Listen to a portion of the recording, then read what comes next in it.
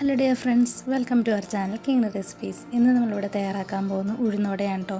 ഒരു ഗ്ലാസും അതുപോലെ തന്നെ കുറച്ച് ഐസ് ക്യൂബും ഉണ്ടെങ്കിൽ നമുക്ക് കടയിൽ കിട്ടുന്ന അതേ പെർഫെക്റ്റ് ആയിട്ടുള്ള ഉഴുന്നുവട നമ്മുടെ വീടുകളിലും തയ്യാറാക്കാൻ പറ്റും. അതെങ്ങനെയാണെന്ന് നമുക്കൊന്ന് നോക്കാം.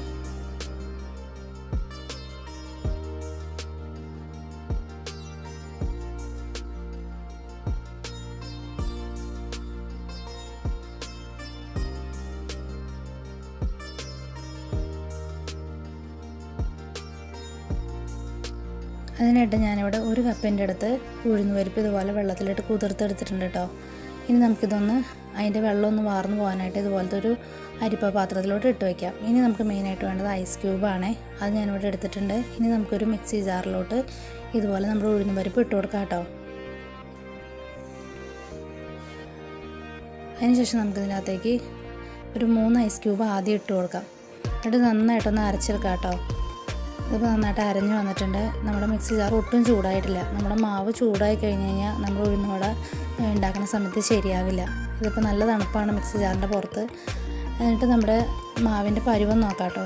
ഇതിപ്പോൾ കറക്റ്റ് നന്നായിട്ട് അരഞ്ഞ് കിട്ടിയിട്ടുണ്ട്. നമുക്ക് ഒട്ടും നമ്മൾ വേറെ വെള്ളം ചേർത്തില്ല, ഐസ് ക്യൂബ് മാത്രമേ ഇട്ടിട്ടുള്ളൂ ഇതിൻ്റെ അകത്ത്. നിങ്ങൾക്ക് ഐസ് ക്യൂബ് കുറവാണെന്ന് തോന്നുകയാണെങ്കിൽ അടിക്കണേൻ്റെ ഇടയ്ക്ക് എടുത്തിട്ട് പിന്നെയും ഒരു 2 ഐസ് ക്യൂബ് ഇട്ട് കൊടുക്കാം കേട്ടോ. അതിനുശേഷം നമുക്കിതുപോലൊരു പാത്രത്തിലോട്ട് ഇത് മാറ്റാം. അതിനുശേഷം ബാലൻസ് ഉള്ള ഉഴുന്നും കൂടി നന്നായിട്ട് ഇതുപോലെ ഐസ് ക്യൂബ് ഇട്ട് അരച്ചെടുക്കാം കേട്ടോ. അതിനുശേഷം ഇതുപോലെ നന്നായിട്ടൊന്ന് ഒരു സ്പൂൺ അല്ലെങ്കിൽ ഫോർക്ക് വെച്ചിട്ട് നന്നായിട്ടൊന്ന് ബീറ്റ് ചെയ്ത് കൊടുക്കണം. നമ്മളിതുപോലെ ബീറ്റ് ചെയ്ത് കൊടുക്കുമ്പോൾ നമ്മുടെ മാവ് നന്നായിട്ട് പതഞ്ഞ് വന്ന പോലെ വരും. അതിനുശേഷം ഞാനിതിൻ്റെ അകത്തേക്ക് ഒരു 1/4 കപ്പിൻ്റെ അടുത്ത് അരിപ്പൊടിയും കൂടി ചേർത്ത് കൊടുക്കുന്നുണ്ട്. ഇത് നന്നായിട്ടൊന്ന് മിക്സ് ചെയ്ത് കൊടുക്കാം കേട്ടോ. അതിനുശേഷം നമുക്കിത് നന്നായിട്ടൊന്ന് ബീറ്റ് ചെയ്ത് കൊടുക്കണം. ഇതുപോലെ നന്നായിട്ട് ഒരു സ്പൂൺ അല്ലെങ്കിൽ ഫോർക്ക് വെച്ച് ഇതുപോലെ നന്നായിട്ടൊന്ന് അടിച്ചു കൊടുക്കണം കേട്ടോ.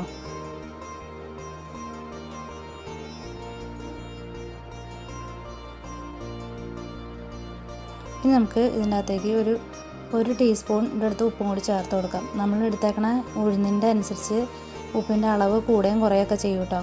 ഉപ്പിൻ്റെ ടേസ്റ്റ് നോക്കിയിട്ട് ഇട്ട് കൊടുക്കണം കേട്ടോ ഉപ്പ്.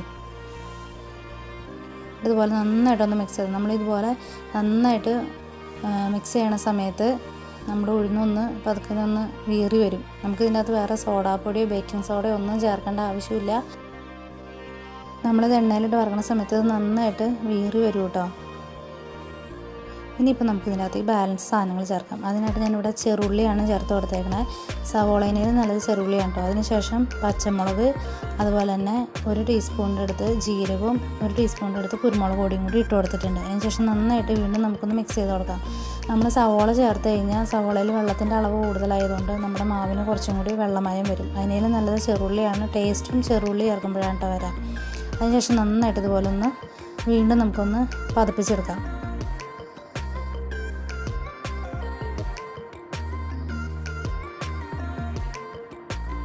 ഇനി നമുക്കിതിൻ്റെ അകത്തേക്ക് ചേർക്കേണ്ടത് കറിവേപ്പിലയാണ് കേട്ടോ. ഞാനിവിടെ കറിവേപ്പില ചെറുതായിട്ട് അരിഞ്ഞതും കൂടി ഇതിൻ്റെ അകത്തേക്ക് ഇട്ട് കൊടുക്കുന്നുണ്ട്. ശേഷം നന്നായിട്ടൊന്ന് മിക്സ് ചെയ്ത് കൊടുക്കാം. നമ്മുടെ മാവിൻ്റെ പാവ് ഇപ്പോൾ കറക്റ്റായിട്ടുണ്ട് കേട്ടോ. നമുക്കിതൊന്ന് മാറ്റി വയ്ക്കാം. പിന്നെ വേണ്ടത് നമുക്കൊരു സ്റ്റീൽ ഗ്ലാസ്സാണ് കേട്ടോ. അത്യാവശ്യം വട്ടമുള്ള സ്റ്റീൽ ഗ്ലാസ് എടുക്കണം കേട്ടോ. അതിനുശേഷം ഇതുപോലത്തെ ഒരു കോട്ടൻ്റെ തുണി നമുക്ക് ആ സ്റ്റീൽ ഗ്ലാസിൻ്റെ മുകളിലേക്ക് ഇതുപോലെ ഇട്ട് കൊടുക്കാം. അതിനുശേഷം ഒരു റബ്ബർ ബാൻഡ് ഇട്ട് കൊടുക്കാം കേട്ടോ.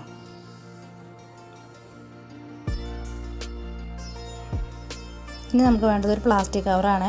നിങ്ങൾക്ക് വേണമെങ്കിൽ പാലൊക്കെ മേടിക്കുമ്പോൾ കിട്ടുന്ന കവറില്ലേ, അതും യൂസ് ചെയ്യാം. ഞാനിവിടെ വെച്ചേക്കുന്നത് പാൽ മേടിച്ചപ്പോൾ കിട്ടിയ കവറാണ്. ഞങ്ങൾ ഡയറിയിൽ നിന്ന് പാൽ മേടിക്കുമ്പോൾ ഇതുപോലത്തെ കവറിലാണ് കേട്ടോ പാല് കിട്ടും. നമുക്ക് ആ കവറും കൂടി വെച്ചിട്ട് ഇതുപോലെ ഒരു റബ്ബർ ബാൻഡ് ഇട്ട് കൊടുക്കാം കേട്ടോ.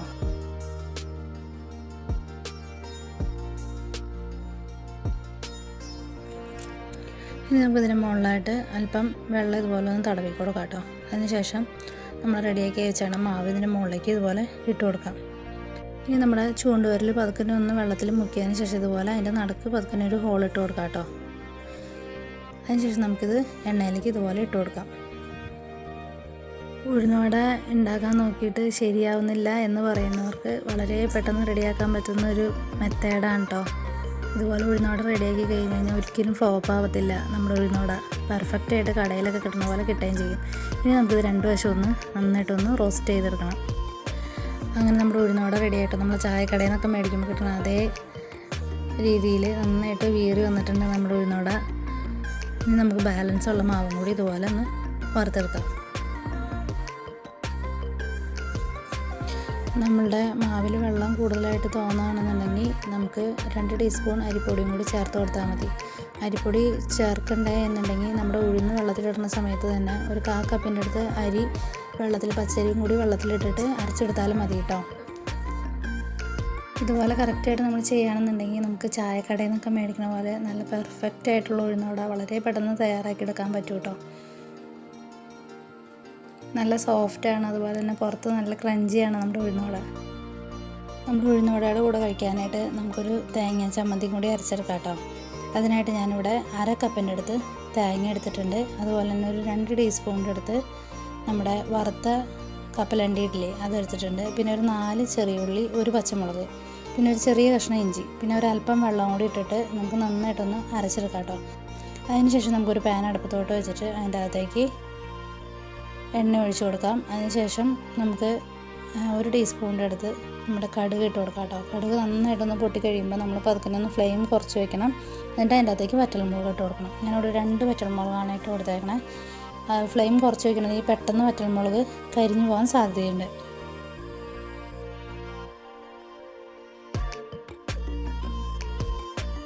ഇനി നമുക്കിതിനകത്തേക്ക് ചെറിയ ഉള്ളി ഒരു 4 എണ്ണം ചെറുതായിട്ട് വട്ടത്തിൽ അരിഞ്ഞേക്കണേയും കൂടി ഇട്ട് കൊടുക്കാം കേട്ടോ. ഇത് നന്നായിട്ടൊന്ന് ഇളക്കി കൊടുക്കാം.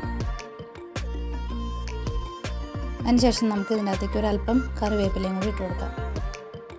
ഞാനിവിടെ ഒരു തണ്ട് കറിവേപ്പിലയാണ് ഇട്ട് കൊടുത്തേക്കണേ. നന്നായിട്ടൊന്ന് വാടി കഴിയുമ്പോൾ നമുക്ക് ഇതിനകത്തേക്ക് നമ്മൾ നേരത്തെ തയ്യാറാക്കി വെച്ചാണ് തേങ്ങ അരച്ച് വെച്ചേക്കുന്നത് ഒഴിച്ചു കൊടുക്കാം കേട്ടോ. അതിനുശേഷം നന്നായിട്ടൊന്ന് മിക്സ് ചെയ്ത് കൊടുക്കാം. ഇനി നമ്മുടെ ഇതിൻ്റെ അകത്തേക്ക് അല്പം ഉപ്പും കൂടി ഇട്ട് കൊടുക്കാം. നമ്മുടെ ഉപ്പിൻ്റെ ടേസ്റ്റ് നോക്കിയിട്ട് കുറവാണെന്നുണ്ടെങ്കിൽ ഇട്ട് കൊടുക്കണം കേട്ടോ വീണ്ടും. ഇനി നേരത്തെ നമ്മൾ അരച്ച് വെച്ചായിരുന്ന മിക്സിയുടെ ജാറിൻ്റെ അകത്ത് ഒരല്പം വെള്ളം കൂടി ഒഴിച്ചിട്ട് ഒന്ന് കലക്കി ഒഴിക്കാം കേട്ടോ.